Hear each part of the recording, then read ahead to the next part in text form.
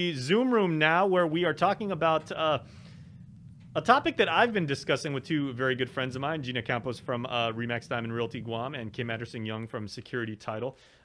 Ladies, interestingly enough, there is a public hearing coming up tomorrow at 2 o'clock in which, Kim, I know you've alluded to this, but you will be making a statement or, giving your testimony, giving your opinion on the fact that, the phrase "your property," ironically, has become like a little bit of gray area, because your property isn't really your property, because a forward phrase with power of sale has kind of blurred the lines a little bit.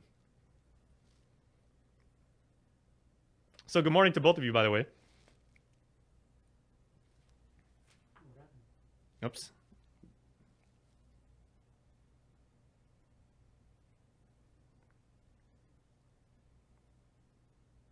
Okay, well, I'll tell you what, everybody. Let's go ahead and take a break. I think our Wi-Fi might be having a little fun with us right now. Actually, let me see if I can get Gina and Kim on. Sorry about that, folks. That pesky internet. Yeah, she's back. Okay, well, Gina's back in right now. Sorry about that, Gina.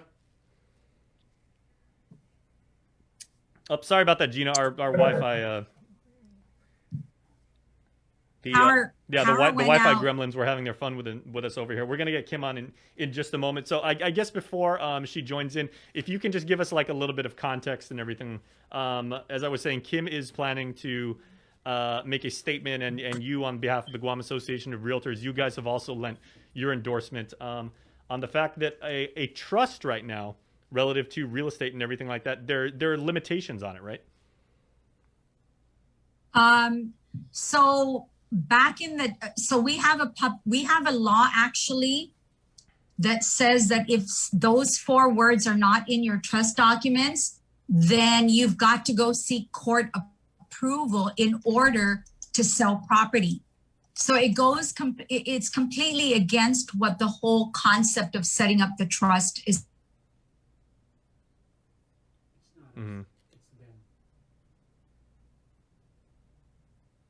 So again, a trust being what should, at least fundamentally in theory, be like a safe legal container, if you will, to which you can deed property. You can make sure to put it in there so that you would pass it on to somebody. Let's see. I know Kim's coming back in right now.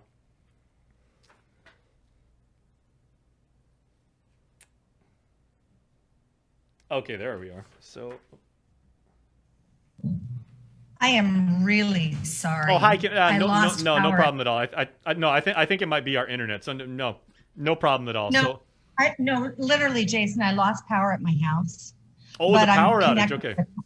Yeah, so I connected via my phone. Okay. Well, thanks for jumping in. I mean, it happens. That's the way the internet is. So, but the big thing is, I just had Gina. Oh, here comes Gina. There she is. Sorry, Gina.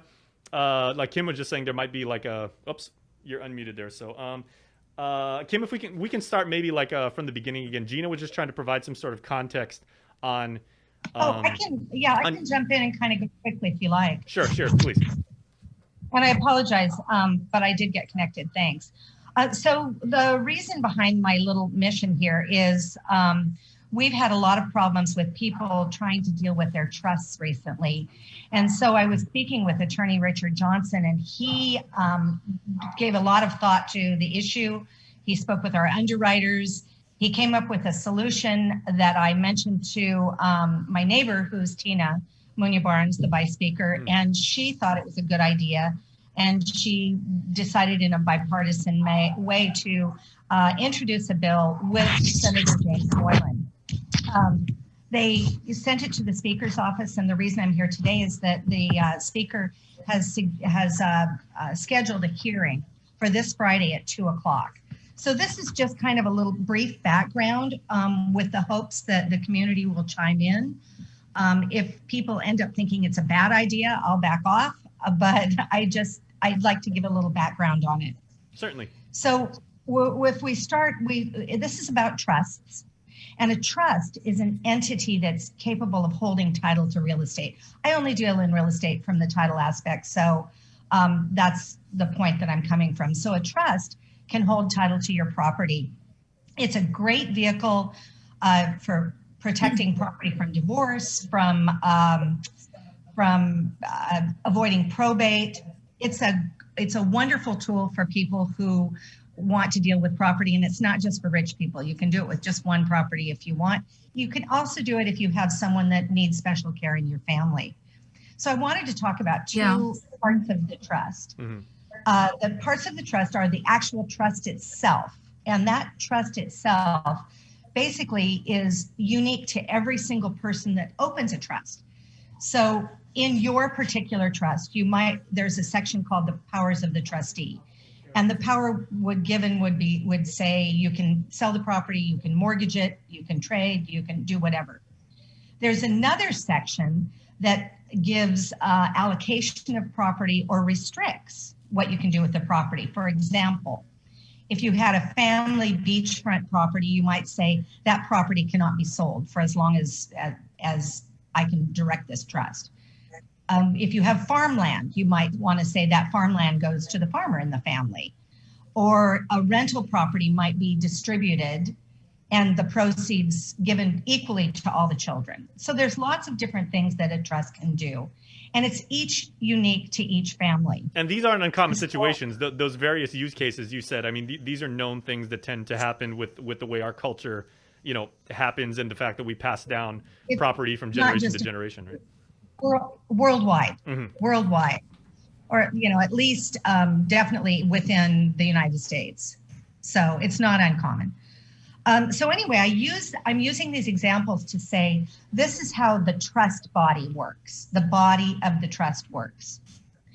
So now I want to talk about the Guam law that we're questioning here. The Guam has two very short sections that deal with trust property that are not common in other jurisdictions and which severely restrict the ability of the trustees of a trust to deal with its property. These two sections say, number one, that a deed, and this is different from the body of the trust. This is the deed by which you transfer the property to a trust. So if Jason Solis has the Jason Solis Family Trust, it doesn't automatically get transferred into the trust. Jason has to do a deed that puts the property into the name of the trust. The Guam law states that if the deed contains the words with power of sale, 4 words, with power of sale, Mm-hmm. the trustee has the right to sell the property, regardless of what the trust says.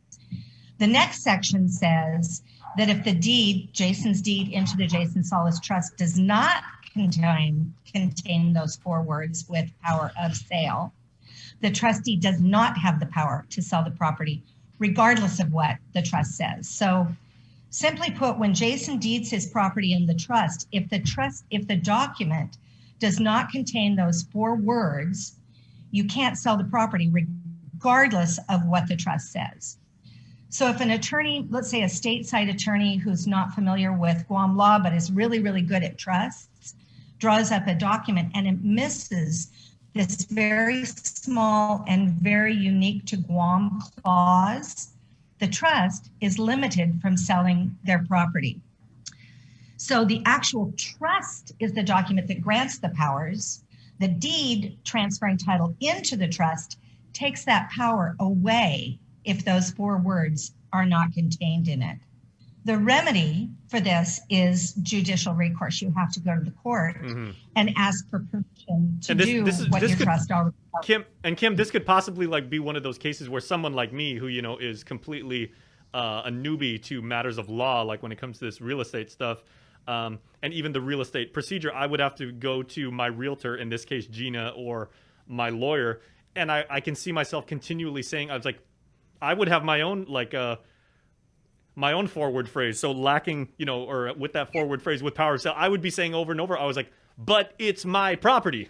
And I would say that over and over and over, and they'd be like, well, the law doesn't exactly allow for that, as is on the books, right? Yeah, and actually people come into my office and use a 4-letter word quite often. I'm And sure. they bring in their trust and they say, this trust says right here I can sell the property. right here, it says it. I can sell this property. Now it says I can't sell the beach property, but this property I'm supposed to sell. So, and I have to refer them to their attorney, who then they go use 4-letter words with the attorney. And then we bog up our judicial system with things that are kind of a rubber stamp thing. The courts, I don't think the judge wants to look at something that has to do with a family matter that's already been decided, but it's a very administrative issue. So, we've got, basically what we've got here is a bill to repeal those 2 items. It will not change the fact that a trust has the right to do what a trust wants to with their property. Mm-hmm. And again, Kim, you said you're doing this, from your own standpoint and perspective as a real estate professional, because you understand the mechanics of these transactions and the way public policy as is written right now affects that and everything. But you're also saying, like, if people like myself and like a newbie and I am someone who has been bitten in the butt by transactions not working as smoothly as you can, you're also saying that those kind of people can come out and maybe share their stories so that they would hopefully engender support for this kind of thing to be streamlined. The reason I'm doing this is I had, about a month ago, I had day after day after day, trust after trust after trust that was being people behind each one of those trusts that were being that were having to go to court to deal with their property. And the other title companies and I were talking, both of them were just inundated. We were all inundated with it. So I just sort of felt like this is something maybe I can do to help those people. Mm-hmm. And I knew the people. I knew Richard Johnson, and so I spoke with him, and I was fortunate to get onto a Guam Association of Realtors legislative review Zoom, where we kind of hashed it out for quite a while, and in the end, they felt that it was a good thing. I also spoke with my husband's Rotary in front of the Rotary, because that's a good selection of the community, and sort of took some calls and spoke with them, and they appeared to think that it was a good idea. The Bar Association, I've spoken with a lot of lawyers, but I don't expect them to take a position on it. And the Bankers Association, I've spoken with quite a bit. I'm not getting any negative feedback, but they're kind of not chiming in. I think they believe it is what it is. Mm-hmm. So for the most part, industry professionals and people from those lines of work and everything like that seem to be of the same voice. I think so. Well, Jason? Yeah, please, Gina. Yeah, because you said the Guam Association of Realtors is lending their endorsement as well.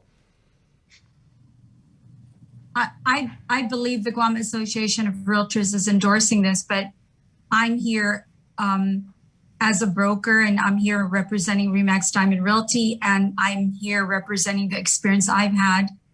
A lot of people go through the effort and the cost of establishing the trust because they feel that once they do that, they don't have to go to court anymore. And what Kim is talking about is this has occurred where an owner has come to me. The deed was, he funded, so he established the trust many years ago, and he paid to have his properties deeded into his trust. And then, lo and behold, times changed and he needed to sell one of his properties. So he came to me, we secured a buyer, we went to closing. He needed to close quickly for his own personal reasons. We went to closing and we found out that, because I think this is a flaw in our Guam law, it's one of those OOG things. And because of I believe because of the flaw, when the title company researched it, they said, yes, you have your property in a trust, but you cannot sell the property unless you go to court and ask the court to allow you to sell the property, because your deed didn't say you had the right to do it. And of course, there was arguments going back and forth for almost a month until this particular owner gave up and realized he needed to now pay for an attorney to go to court, to ask the court to give him the right to sell the property that he had already vested in his trust. And so not only did it cost him additional monies, it cost him 6 months worth of time waiting for a court date. And as Kim pointed out, the judge just said, yeah, you have the right to sell your property. Go ahead. Mm-hmm.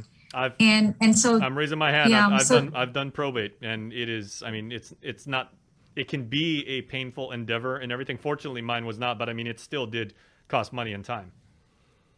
And for especially people, if you, yeah, especially if you've taken all the steps necessary to avoid Yes. it.